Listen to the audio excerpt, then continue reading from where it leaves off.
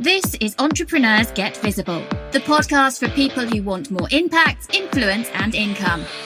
I'm Anna Parker-Naples, and I'll be sharing with you proven methods from leading entrepreneurs that help you get visible as an authority in your field. Because anything's possible when you get visible.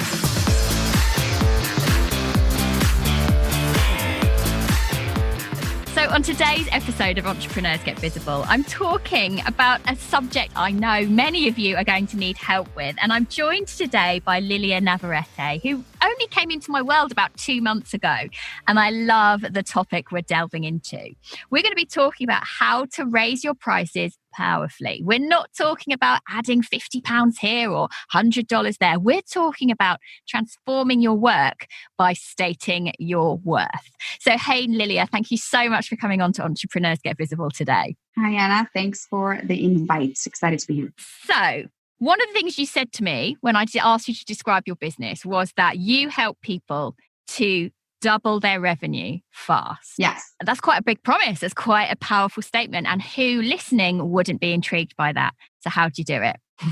Okay. So a short answer. The way that I do it is that I work with people on their subconscious beliefs around pricing, around themselves. So essentially their worth, their enoughness, their deservability, capability, around the world, particularly what success means, how we perceive success, who is a successful person, and about other people, as in, who is a coach, who is a successful coach, who is a successful entrepreneur, what does their life look like? And so beliefs about people, the world, and themselves, and around pricing. So by changing those beliefs, as in by removing the negative or distorted beliefs that they have around all of these, and then installing positive and empowering beliefs around pricing, the world, people, and themselves, I then help people to double or triple their prices, feeling authentic, feeling confident about it, and then going and signing clients at those new prices. And smashing it.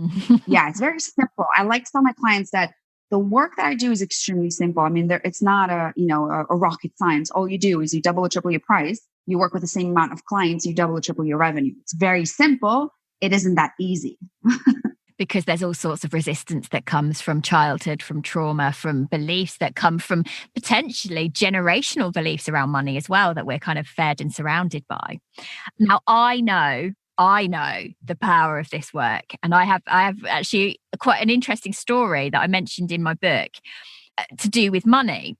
When I was 5 years old, and this used to keep me trapped. And it wasn't only when I did some deep work that I realized this was going on for me. When I was about 5, we came into a lot of money. My dad was a self-made man. A lot of money came in a short period of time. And we were moving house. And we were moving house to this brand new house, away from an estate that we'd grown up with, people around us, that we had friends and family, and we could ride our bikes wherever we liked. As we moved house that week to this new housing estate, there was a lot of fear. There was a lot of fear around what was going on.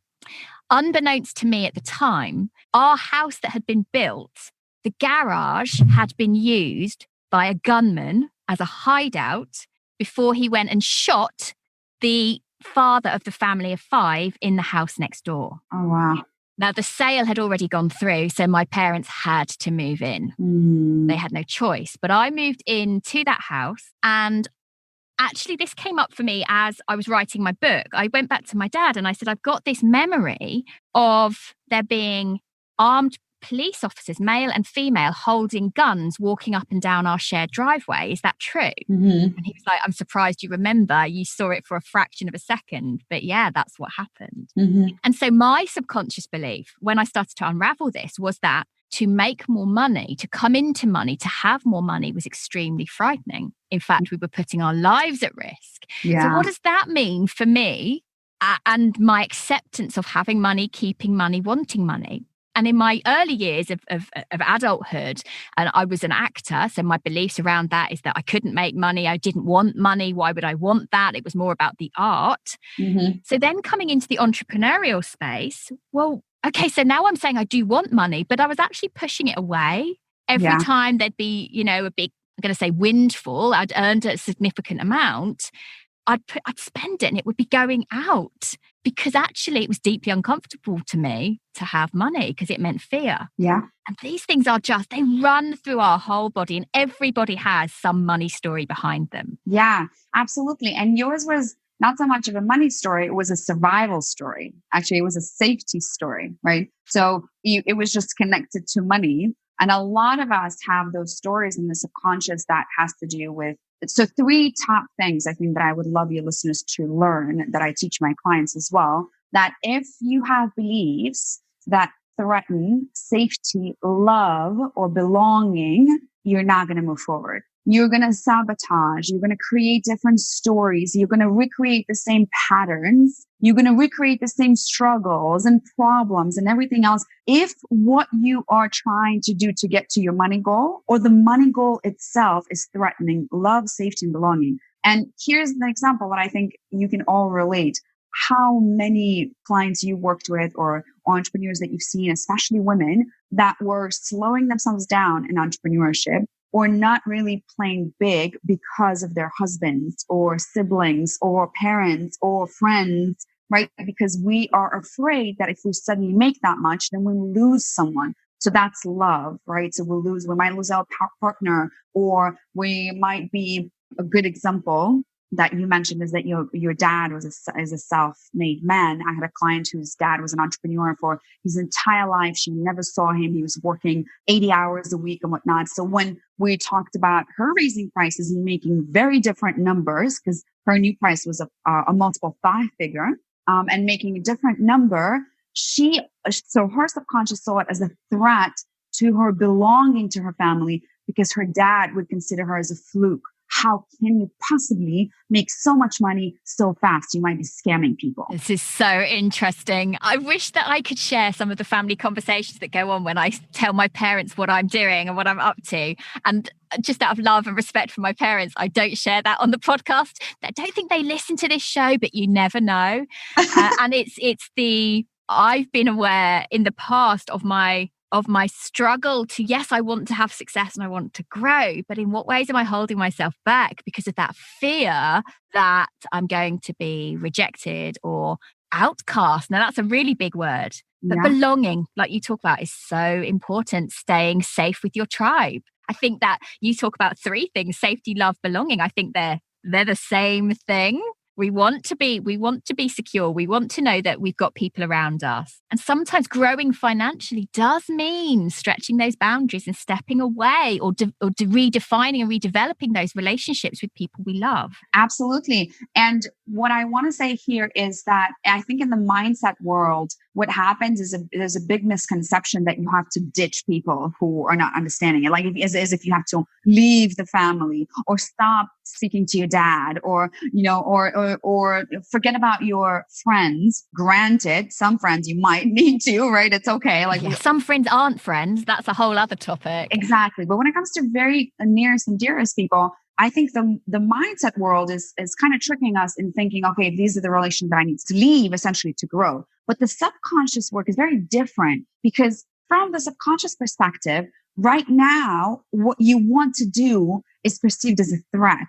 But once you remove that belief or pattern or struggle or distortion or story, whatever that is, once you remove that, then that threat no longer exists.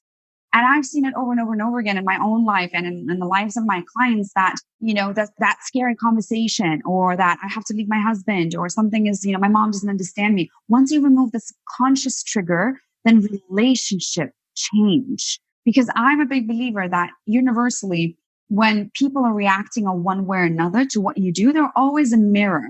So it's like you're speaking to a mirror, and they're just reflecting back to you what in you needs to be healed or let go that no longer serves you. So once you do let that go, then suddenly you see, my relationship with my husband is much better. Like suddenly he's okay with everything and he understands everything and everything is great. When 2 weeks ago, we were on the brink of a divorce. And the only thing that's changed is you and your perception and what's going on in your head. Exactly. One more thing that I do want to let people know, which I think is something that I think is a big and a common misconception when it comes to beliefs and subconscious mind, which I can't stress enough, is that if it's subconscious, you might not be thinking about it. So chances are you actually are not thinking about it. You don't have such thoughts in your head, That's why we have conscious thoughts and subconscious mind, right? So sometimes people would come to me and say, well, I don't believe that I'm not worthy. And I'm like, yeah, let's do an exercise. And Yes, everything you do. points out. Yeah, everything points towards the fact that you actually do. Well, you might not have those thoughts, right? And that's normal to not have the thoughts that, well, I have a good relationship with money. I don't have a bad relationship with the world. Like, why am I not growing? So I always tell people, look at what you are experiencing and look at the results. If you want to be at your next level, right? And you talked about how your audience is that it's at that 6-figure mark, going to that next level of multiple 6 figures. The way that you were and the identity of who you are growing at 6 figures won't get you to multiple 6 figures. So there's always going to be a new identity. There's always going to be new beliefs, new subconscious that will get you to that next level. That's why so many struggle at that brink of like, they can't get there, because it's not usually about the strategy, not so much about, funnels, not so much about the business little tips. It's a lot of it has to do with what you are believing about yourself, the world, people, money, what you're worthy, what your services are worthy of. We start comparing how much people are making. What's this coach is making? What's this coach is making? I remember when I raised my prices massively at some point, and one of my coaches was making that much. I was like, well, wait a second. I'm charging this much. She's charging this much. She is already like 10 levels up, right? And has so much following and all of the other things. How can I possibly, I felt almost guilty having a price tag of a person who is so much higher, right? But I do want to convey the message that it has nothing to do with what anybody else is doing. Zero. So I hear very often things like, my market is maxed out, right? One of our objections, my market is maxed out. Nobody will pay me that much. I don't have people, a high-end audience in my audience. Nobody will pay me, right? Or what about all those people who can't afford it, as in leaving them behind, right? So all of these things are your conscious explanation of your subconscious limiting beliefs. It's powerful work. And I'm aware every time I increase my prices, I have to check in with myself. How do I feel about this? Why am I feeling about this? And I think for me, there's actually a duality. There's that one part of me that's, my work is life changing. My life is finance changing. My work is transformative in many ways. Yeah. It is worth everything to the people who invest in it fully and do it. Mm-hmm. Okay, because it can change everything. The other part of me is like, oh my God, my audience aren't ready. I'm not going to get the results. It could take months. How am I going to be judged? Blah, blah. Because it's normal to have those thoughts, but they don't have to stop you. They don't have to stop you. Yeah. So I'm really curious then. There's a couple of things. What techniques do you use, or do you find that you have created your own modalities to get these results? I come from an NLP background, and I know that a lot of the work I've done has been that. I've also done, although that I have not trained in them, I've been on the receiving end of various trauma-based therapies. What do you use to integrate your work? Yeah, so I use a modality that's called TCM. It's called a transformational coaching method.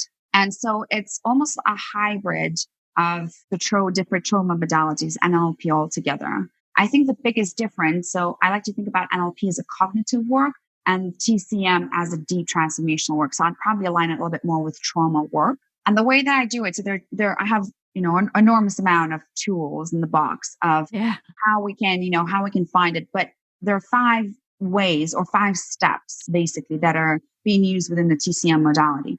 And so the first step is stepping back. And that is the longest probably process out of all 5. It's the longest process. Basically, what we have to do when we work with clients on that is that you have to be able to come outside of your own experience first and foremost. So become an observer, come outside of your own experience and recognize consciously what's happening, because we're on autopilot almost all the time, especially when we have deep core beliefs. It's so ingrained as a part of our identity. We don't even recognize that it's a pattern. So we have to step back, and then we have to find where that belief comes from, right? So go into the memory lane of finding, where did this belief originate? And I think this is the big difference really of this work is majority of the modalities or the mindset work deals with what you're experiencing right now and your problems right now and your thoughts right now or your beliefs right now. But the way that our mind works, especially the subconscious mind, is that it's like an imprint. So the thoughts and the patterns and the beliefs that you have right now around pricing originated somewhere in childhood. So my job is then to find them in the childhood, just to find where you first thought that way, believed that thing, and felt that way, where it got imprinted in your body.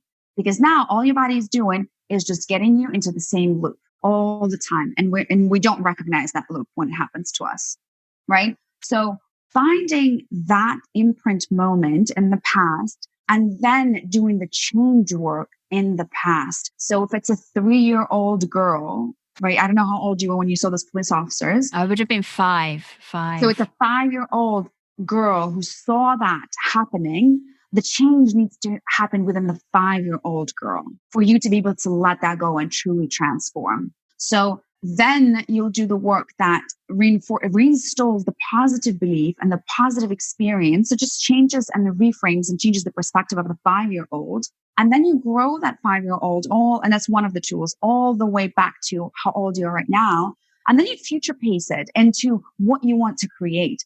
And that's why I love this work, because I think one of the key words I say to people is that it helps you to become different without having to remember to be different. Right now, mindset work is usually, this is what you do, and then you have to consistently remember to make a new choice. This work allows you to become a different person without having to remember to become a different person, because the change happens deep inside, and then it happens throughout your life, and then we fast pace it in the future. And one of the things I think I also would like to address here, and I think it's really common, or something that I see, is that some people are really scared of that work because some of us have traumatic childhoods. We all have probably some difficult moments in our childhood. Some of us have really traumatic childhoods. And so I see lots of people being really hesitant to do this work because they either experienced something like that was not really pretty, right? And it was difficult and it was hard. And here's what I want to tell you. I believe that everybody should do that. Everybody should do that. But here's what I want to tell people when you're finding a person who you want to work with.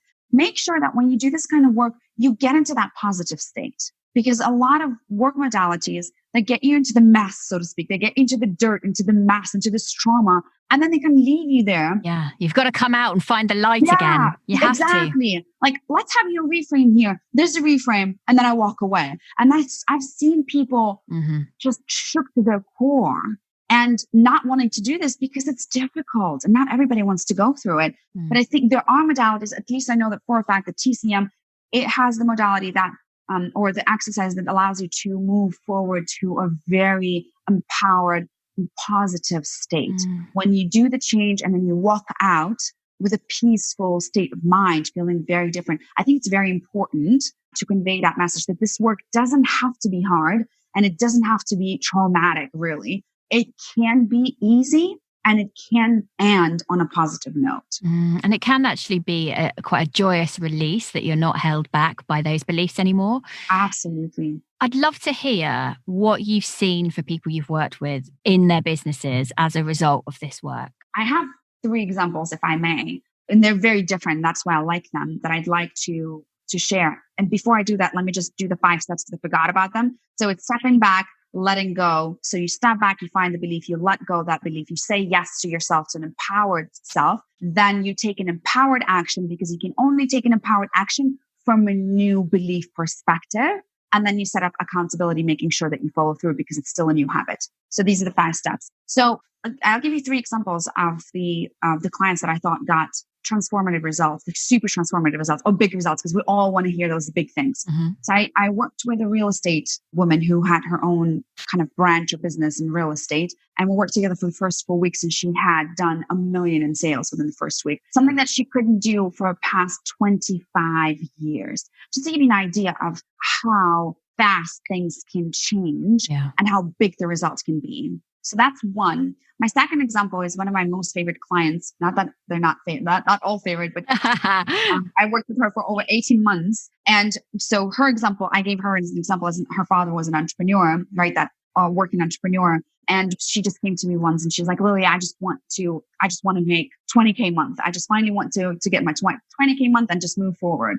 And so I was like, well, you know, the formula, let's double your prices. And so her feelings were anxiety, anger, and fear. I can't. Her prices were $7,500 for 3 months working with her back then. And so she's like, I can't really. Was it 3 months or 6 months? I don't want to lie. It was either 3 months or 6 months, but it's irrelevant really right now. So she's like, I can't sign up people. My 7.5 people are saying no to me. My audience, it doesn't have this much money. How can I possibly? Long story short, we got into that belief, and her belief was connected to her father. If I do that, if I make money so easy, so fast, my dad would think that I'm a fluke, that I'm scamming people, because he's struggled his entire life, right? So we would remove that belief, installed a positive belief. And then she then went on, doubled her prices to 15,000, signed up 5 clients in a matter of 10 days. So she made 75,000 in a matter of 10 days as she was traveling in Europe with her husband being pregnant. So like, so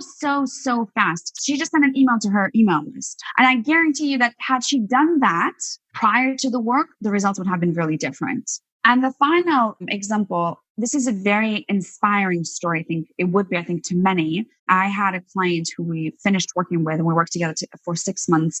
Her name is Lisa and I love her. And her example is very inspiring because she came to work with me when she just finished her certification. So she was a brand new coach, no income, no clients, no money, nothing to know about business. She was 51 years old. She just got divorced, I think about 6 months or 8 months, from a narcissistic husband. She had a narcissistic, abusive husband for 25 years. So you can imagine what kind of trauma was going on in her head. She left the husband at 51 years old. She had 4 teenage sons, never worked a day in her life, never ran a business in her life. So she came to me. We began working together. There was a lot of subconscious stuff, a lot of stuff involved. But I'm just going to fast forward now. Lisa's charging $10,000 for her 3-month program. And her final breakthrough was, so we went from 3,000 to 10,000. Her final breakthrough was that once we finally released her actually parent story, because her mom, her dad left and her mom kind of wanted to stay with her husband, although there was no love. So there's a lot of belonging to her mom and wanting to repeat her mom pattern. So once we released that, she tripled her prices from 3 to 10, signed paid in full clients the next day, and then another one like within the same month. Amazing. And she just couldn't believe it. She's like, oh my God. And I was like, we're not meant for struggle. That's it. Sometimes raising prices is actually the only way forward, because we're so attached to a struggle mentality. And if we are being called, so if you've been called to release the struggle and move on to the ease, I see a lot of this happening when people raise prices and sign clients. And when they have lower prices, they can't find anyone. Not only that, if you're not raising your prices, if you're not pricing appropriately, you get clients that are not right. Yeah. Who aren't going to take the action, who won't get the result because they're not committed. It's really powerful stuff. Thank you so much for sharing that with us today. And I love hearing those stories, those success stories of people. It's powerful. And I think anyone listening, I just want you to think that figure that you want to make, be it in the next 12 months, 6 months, whatever it is, how much faster would you get there if you just increased your prices? Exactly. Increase your prices and own it. Don't feel uncomfortable about it. Don't second guess what other people are thinking. Just go for it, because you'll get the results. You can't call more money in if you're not charging it. So that's true. Cool. Well, thank you so much for joining. I hope those of you who've listened have been really inspired to get out there and raise your prices. And the trauma work is so important. And I think you're right. There is a tendency with mindset work to say, well, this is what I've got to constantly be thinking. Yeah. Some of this stuff lies way beyond. So get help with that. Speak to Lilia. So Lilia, where's the best place for people to come and find you? I think the easiest way to find me would be probably on Instagram or Facebook. So Instagram handle, I don't know if we'll post it, but we'll post that underneath. That's good. So in the show notes, go hook up with Lilia and make sure that you raise your prices powerfully and stop playing small. That's it for today. Thank you for listening to Entrepreneurs Get Visible. To get your free checklist on how to raise your profile and to find out about our community, go to annaparkernaples.co.uk/get visible.